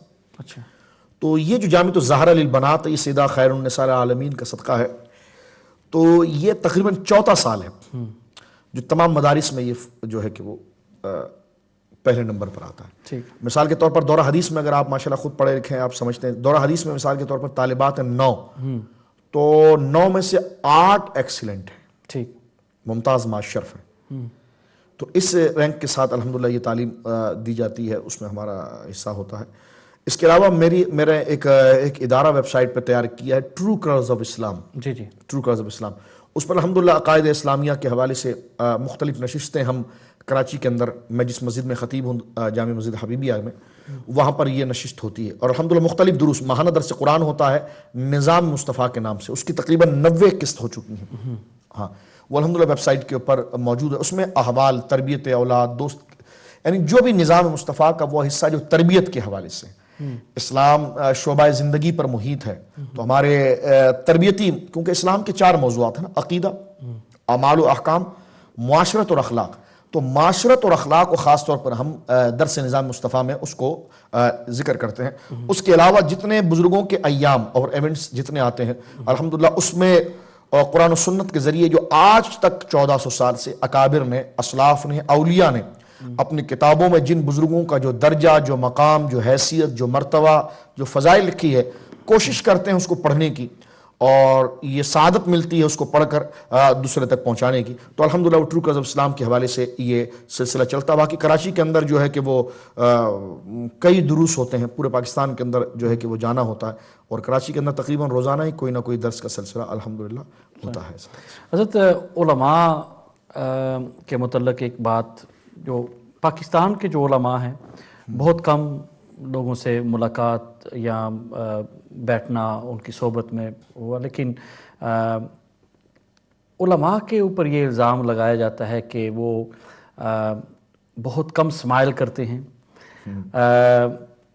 خوش مزاج بہت کم، الا ماشاء اللہ، لیکن اپنے آپ کو اس طرح ڈسٹنس کر دیتے ہیں، یعنی کہ اپنے اور جو عوام ہے اس کے اندر ایک ڈسٹنس پیدا کر دیتے ہیں، تو اس حوالے سے آپ کیا کہیں گے؟ دیکھیے اگر اس قسم کا اگر کوئی خشکی کا ماحول لایا جا رہا ہے تو یہ تو غلط ہے، لیکن جہاں شریعت مطہرہ نے جو حدود اور قیود دی ہے تربیت کی، وہاں جا کر یقیناً ان کے ساتھ جناب جو ہے کہ وہ مراسم قائم کرنے چاہیے.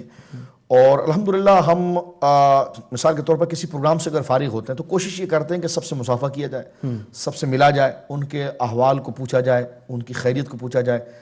اور جس طرح حضور علیہ السلام کی لمحات زندگی میں ہم دیکھتے ہیں کہ سرکار علیہ السلام نے معاشرے کو زندہ رکھا، اور ان کی زندگی کی جتنی ایکٹیویٹیز تھی جو معاشرے کو زندہ رکھتی، شادی بیاہ، بچے کی ولادت ہے، کوئی دعوت و تقریب ہے، اس کو سرکار دو عالم صلی اللہ علیہ وسلم نے باقاعدہ زندہ رکھا.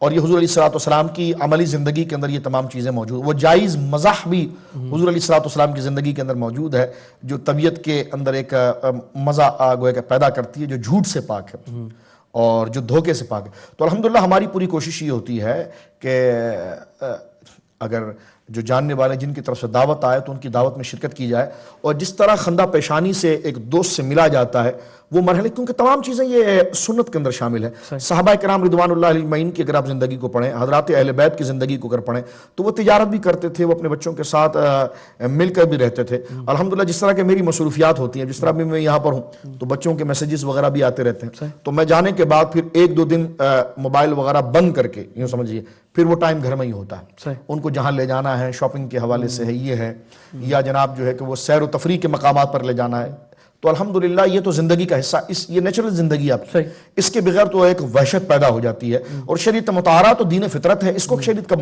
منع کرتی ہے؟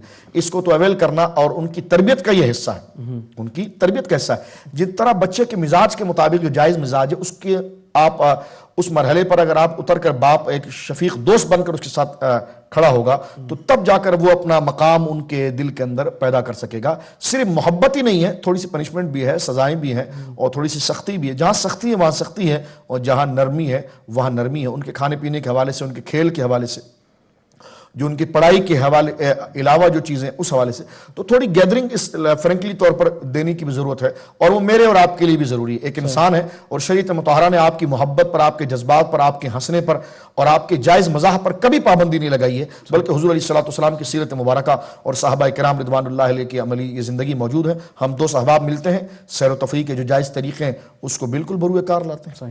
جی بالکل. کتنے بچے ہیں آپ کے؟ جی الحمدللہ میرے 5 بچے ہیں ماشاءاللہ. 3 بیٹیاں ہیں، 2 بیٹے ہیں ماشاءاللہ. اور یہ دین مبین کی خدمات جو ہیں انشاءاللہ وہ بھی ہم امید رکھتے ہیں کہ وہ بھی عالم دین آپ جیسے اور پھر اپنے دادا جیسے انشاءاللہ صرف ایک عالم اور علم رکھنے والا ہی نہیں، بلکہ جب تک علم کو محبت کے ساتھ مکس نہ کیا جائے، تصوف کے ساتھ مکس نہ کیا جائے، صوفیزم کے ساتھ مکس نہ کیا جائے، پھر علم والے تو بہت زیادہ ہیں لیکن وہ میسج جو ہے وہ کنوے نہیں ہو پاتا، کیونکہ اس کے اندر وہ محبت نہیں ہے. اور وہ محبت بھی سرکار دو عالم صلی اللہ تعالیٰ علیہ وآلہ وسلم کے ساتھ.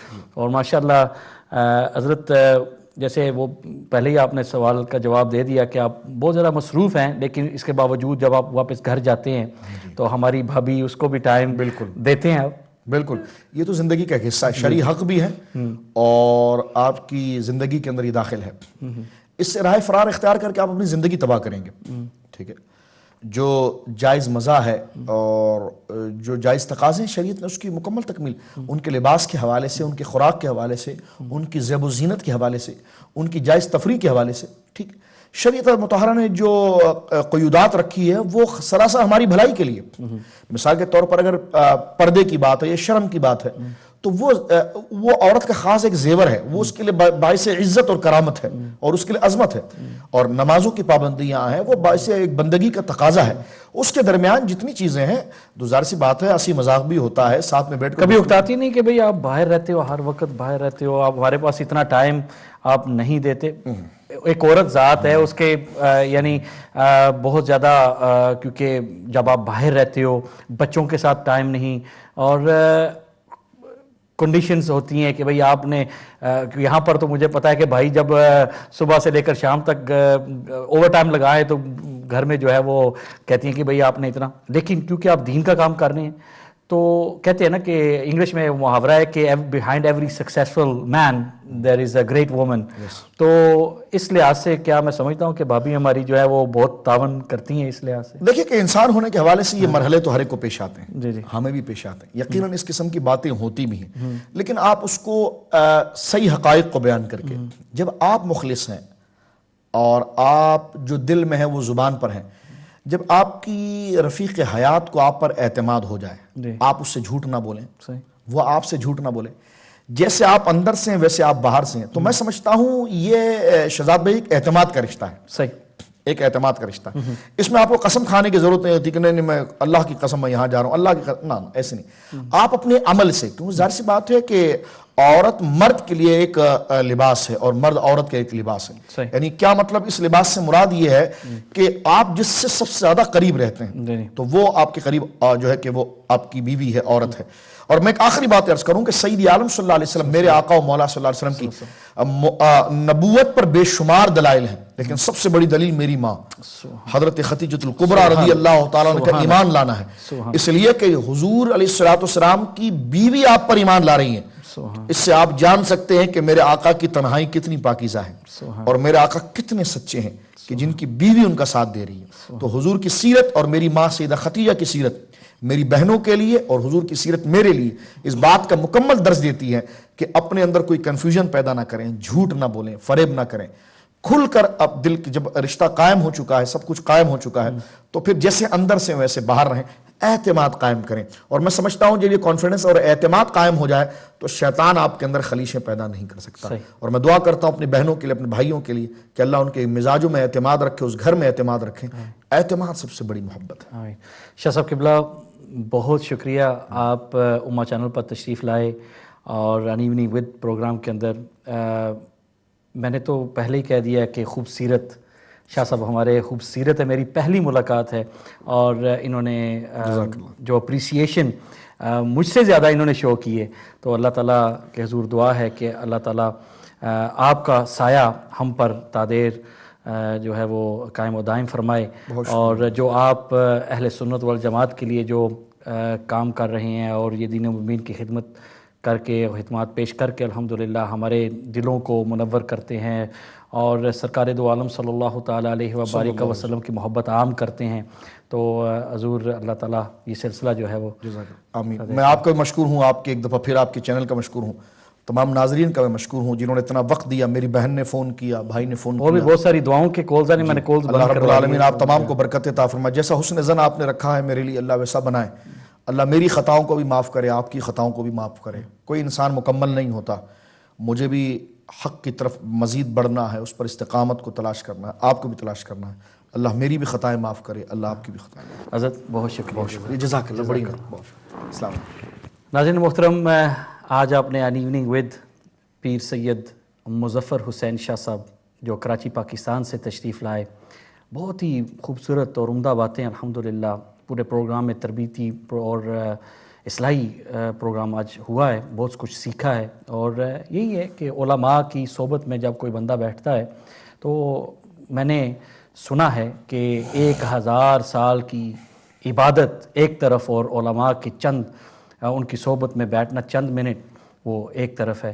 تو علماء کی صحبت میں بیٹھنا چاہیے، نیک لوگوں کی صحبت میں بیٹھنا چاہیے، تو بہت کچھ بندہ حاصل کرتا ہے، اپنی دنیا اور آخرت کو سنوارتا ہے.